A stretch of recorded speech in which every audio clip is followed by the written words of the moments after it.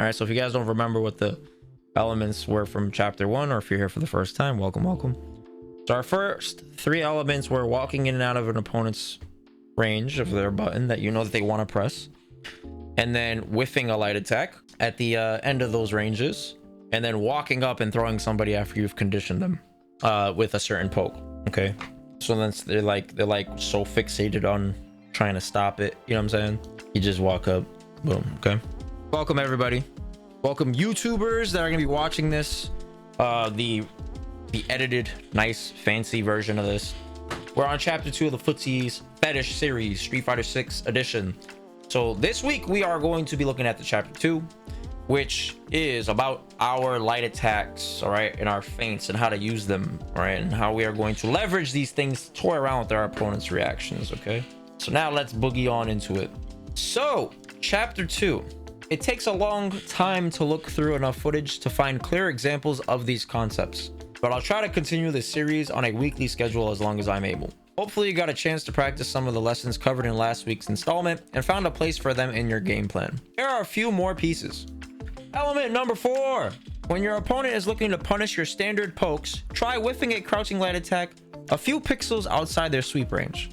If they mistake it for a slower attack, they'll leave themselves open when their counter attack misses. Be ready to punish the whiff or simply walk up and throw them during their recovery period. This tactic works best during mirror matches and against opponents who can hit your medium pokes on reaction. Okay, so what does this look like? Let's check it out. Shout outs to Nell. Thank you, Nell, for the raid. All right, so this is the example of this, all right? So we're gonna see here is, I think John Choi's playing Sagat, Watson is playing Balrog. You're gonna see that he's gonna toy with Choi's, no, Choi is gonna, I think John Choi is gonna mess with Watson's reactions. I don't remember. I haven't seen this in a while. Let's just watch this. All right, I know it's a little blurry, but okay, as you can see here, if we go back a little bit, I'm gonna play this really fast. We're gonna play at regular speed. It's kind of hard to see it, but if you look closely, you'll see Sagat whiffing a lot of short. All right, so John Choi is doing this against Mike Watson. Okay, so Mike Watson's the Balrog on the right side, but if you are paying attention, if you look closely, you will see that he is whiffing crouching short right around here. Okay, you're gonna see it right around. Okay, all right, so if I go back a little bit, see, so he's using this as a feint, okay, just to try to test his reactions.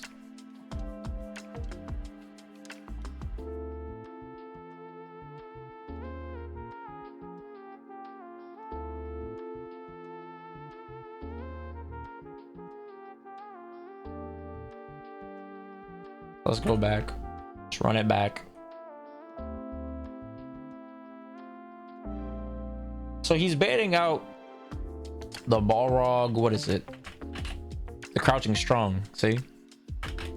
And he's getting his very simple whiff punish opportunity. Okay, so it's nothing too crazy, but this is just an example of it.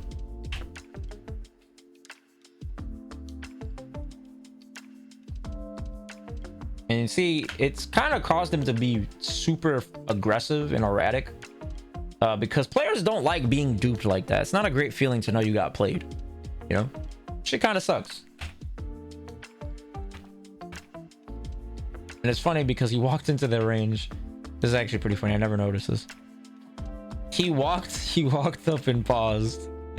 This is funny. He walked up and paused and waited for it.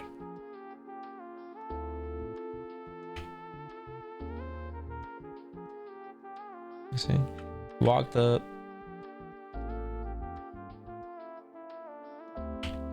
and he tried to go and like pressure him or whatever, but he wasn't fully conditioned. He was more irritated. So that's like the thing about footsies you got to be mindful of, is everybody responds differently. So if you punish something, some people will become passive, some people will become aggressive. So you have to be able to differentiate which player you're playing against, you know, because you don't want to always necessarily sit and wait and get the information.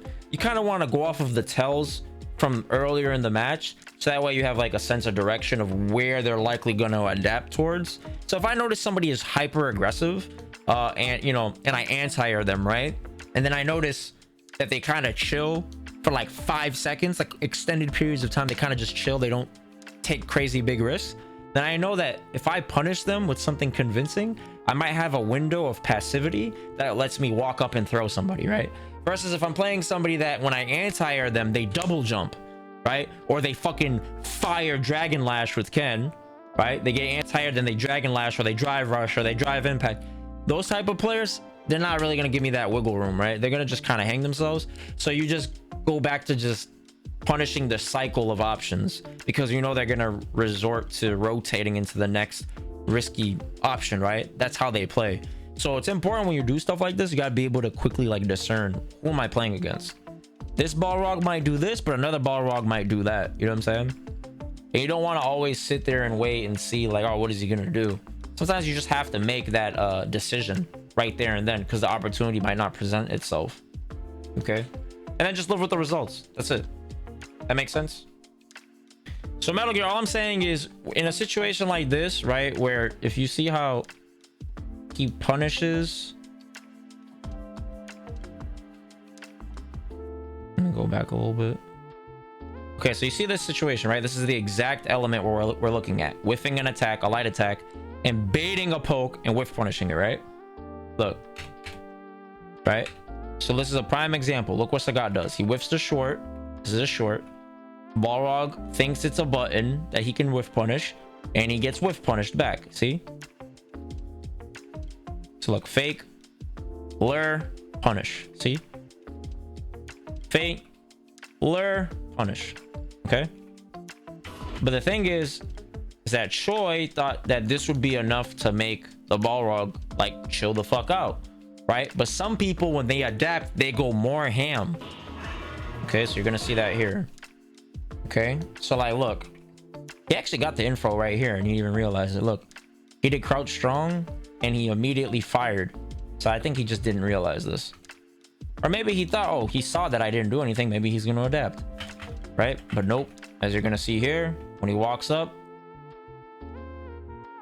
right here, he's gonna walk up right here, he baits it again, and he tries to walk up in pressure and he gets hit. See? So some people, when they adapt and they tilt the scale more in favor of more aggression. Okay, more aggression. Some people, they chill, others more aggression. They don't stop. You have to identify those players. Literally, Froggy, right? That's literally that. If I go a little bit more ham, maybe it'll change things. Sometimes it does, but then when you face a top player, you get fucking slapped silly. You're like, damn. Now we are on element numero 5. Oh, actually, here's another example. So this is the walk up throw example. Okay, so what we saw was the whiff punish example, and then this is against the passive player, right? The passive player, you can walk up and throw them. So even if you don't whiff punish their button, you know that they see themselves as whiffing as a mistake, and they're like, oh shit, I gotta chill, right? So here's an example of that.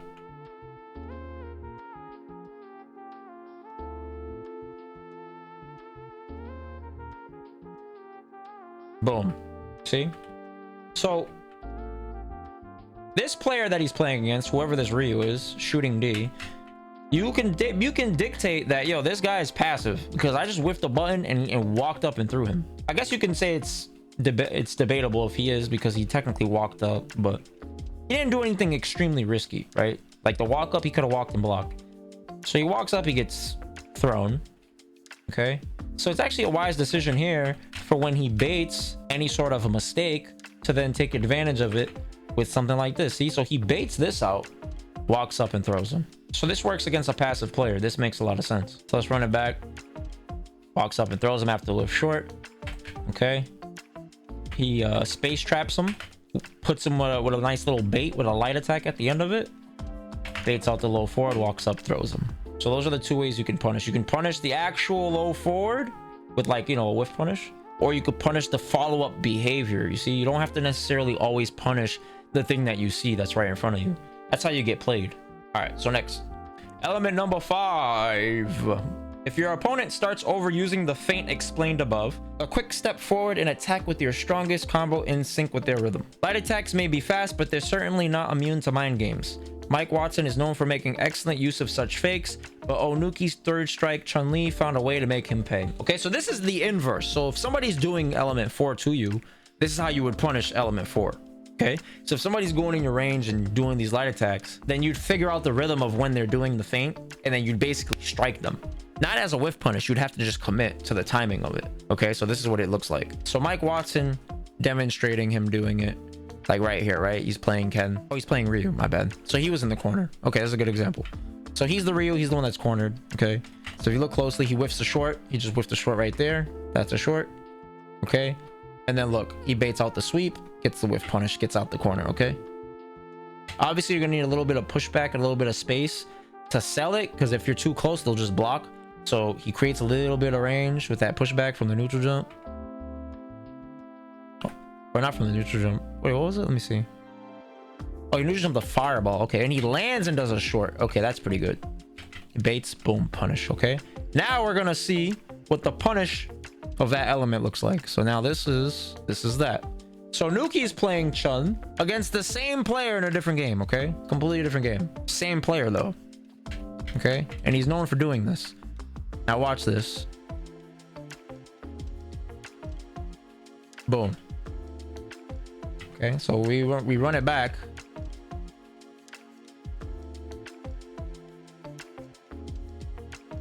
Look, what did he do? He tried to do short. See, he tried to do crouching light kick to try to bait out. But all Nuki basically did was he didn't react. He committed to something slightly earlier. All right, and then he caught the stray poke.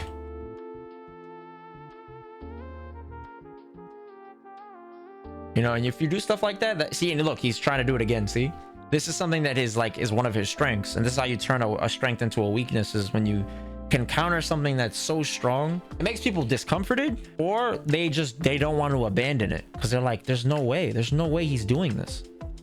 You know, there's no way. And that was a nice little adaptation from Mike Watson, where he knew he wasn't baiting out anything, you see, and he's like, okay, fuck it, I'm gonna commit.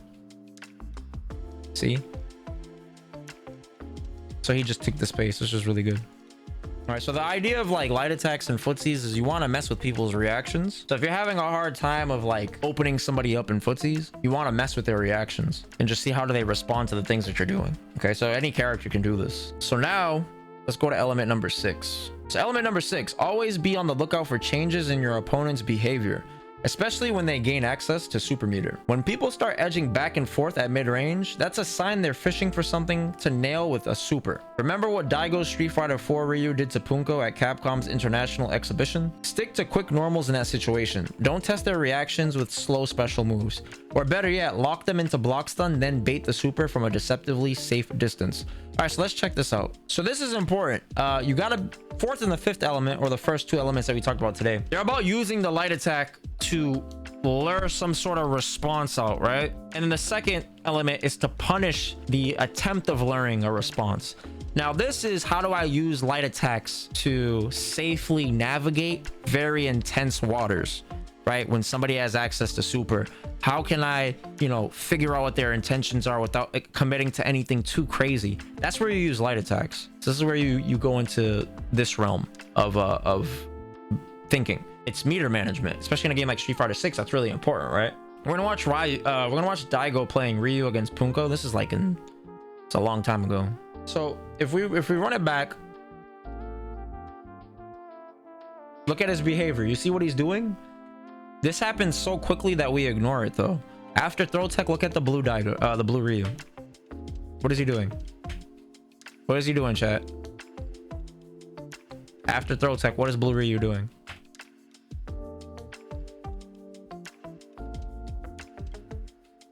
He's buffering super. What up, Stalin? What up, Bragna? This is what happens when people are not paying attention. You just do whatever you want. You don't realize you're falling into a mouse trap.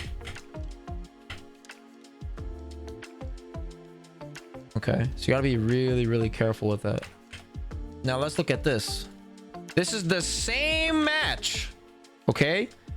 This is the same match. And then watch how you basically bait this shit out. Okay?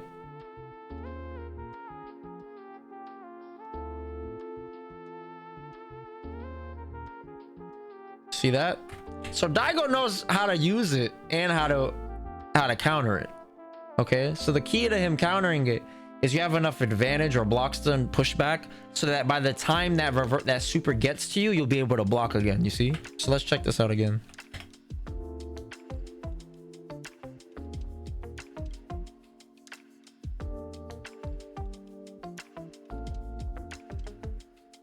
Okay, and now look. If he had committed to the ultra, he could have hit him, but Punko was showing a lot of like buffers, right? So that means he's committing to an action before he can commit to the bigger action, you know? And look, it gives him enough time to be able to block this. So run it back.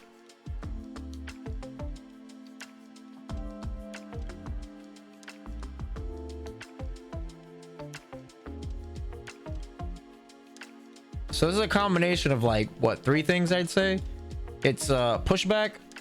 Okay, obviously he'd rather have gotten the knockdown, but he understood Daigo Labs, especially when it comes to fireball traps. He understands with that pushback, look how far he got pushed. So now the fireball ultra has to traverse all of this space. But then he also knows he has advantage. He knows that he has the distance, and he knows that Punko is buffering. So he's not going right into the thing that he's trying to do. See? So this now gives him additional time to be safe. See? And now he loses an ultra, which is really important in a matchup like this. So by now you should be starting to see what veteran players mean when they say everything has a counter. Footsies is more than technical knowledge. It all hinges on constant analysis of your opponent to determine which tactic to apply at any given moment. Look for patterns. Rule number 1, never get predictable. If you can't read your opponent's intentions for whatever reason, or if you simply lose track of your opponent's train of thought, which happens, you are human, do not under any circumstances fall back to your default game plan. This is where people get bodied, okay? Play it safe or do something random. Something your opponent has never seen you do before. Otherwise, you'll find yourself walking or flying home with a bewildered look on your face, trying to remember what exactly it was you got hit by. So this requires a lot of mindfulness, right? It requires a lot of mindfulness. And where you get this mindfulness of, Wiggles, that's funny. Where you get this mindfulness of is watching your replays, understanding what your tendencies are, right? You don't only just watch replays to see how to beat a specific player or a person or a matchup, a character, whatever. It's also to see like what do you typically resort to, because that's your rhythm. You got to be aware of your own rhythm to then know how to break it. If you don't know what your rhythm is, how can you possibly break your rhythm? Doesn't make sense, because then you'll understand where is it that somebody is likely to subconsciously pick up on your style of play, and then you'll know those instances of where to break your rhythm and do something different, and that can tilt your opponent or make them further confused or frustrated, which then makes the matchup maybe even easier, right? Or force them to play away from their strengths. Let's go into a Street Fighter 6 versions of this. So let's start with element number 4, okay? Let's pretend let's pretend I'm actually Jury, right? And I'm playing against a Ken. This will be easier for me to do this. You know, we're here. Okay. And I'm looking for this medium. Right? And then now she could potentially get a whiff punish off of this. Right? So all you would have to do is you just go into a range of your poke that you know is really, really strong, right? Which would be like low forward. Okay. So this is a really good poke. So anytime you enter into this territory, it's expected for you to press this. So the smart players are going to mirror. So in footsies, there's something called mirroring, where if you want to maintain a position, you do the opposite of the movement that your opponent is presenting, right? So if my opponent is walking forward, what is the opposite? Well, I walk back, right? And we maintain the space. See? So I do this.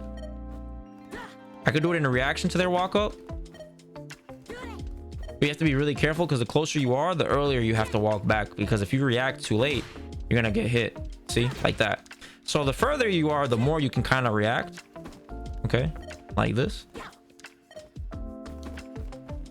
And then you get your whiff punish. Okay?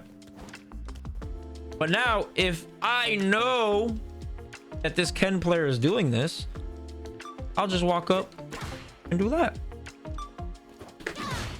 So I do something like that. Boom. And now I get played. Now I look stupid. Okay, so that's what that would look like. Now inversely, if I know she's doing this, then I do what I just kind of showed, where I basically would try to time my poke to the rhythm. I'm not reacting to this, I'm just doing it, right? Like I can't react to that. And then you throw like a little drive rush behind it. See? Okay. And now all because of that one little tactic, you have corner positioning. So you don't have to have the answers to everything, but if you do have an answer to something, it can give you all of the opportunity that you need to close out a round. So if I fall for this, I try to whiff punish, right? Ah, fuck, I get whiff punished. I'm like, damn, okay, he's using feints. Let me attack the feint. See?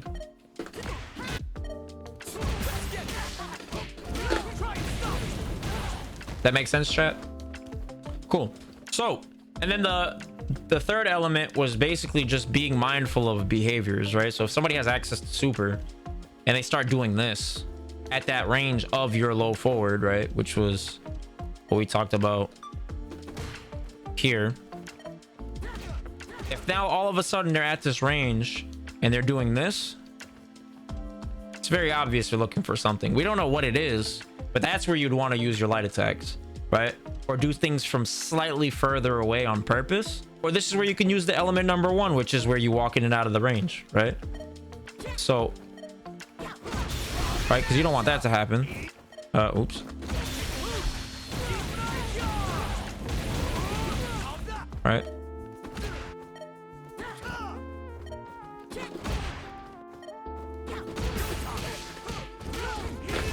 The person trying to land a level 3 gets the level 3, boom, you're dead, right? So because you're aware of that, you say, I know what you're trying to do, so let me just see if I can at best bait out the reaction, or at worst confirm what it is that you're looking for, right? Because if the jury does this, right, and then sees me do this, then he knows like, oh shit, he's looking for a whiff punish, right? And then that's when you can do something else to throw them off. That's when you can do, like, let's say if I'm playing a projectile character, I would just do this, see? And now you're in there because they're not looking for that. It clearly showed you what they were looking for, right? So you're like, oh shit, what the fuck? So this is what's happening to a lot of people with like drive rush, for example, is that you might be looking for something and then the other player just so happens to drive rush. They don't even know what you're doing. They just do it. And that's where like luck comes into play, which happens a lot in fighting game interactions. Like you don't know what they're gonna do, they don't know what you're gonna do. It's just luck. It happens. You're not gonna know everything, right? But this is a way that you can kind of counter that also, right? Is just kind of throw them off and tilt them. This is like the random element that they talked about, doing something you haven't done. If you haven't done this in footsies, then this is something that could really throw you off, you know? So if they're looking for the button, they're like, wait, what the hell just happened? And now they're tilted. So you can do that. You can do, right, raw drive rush.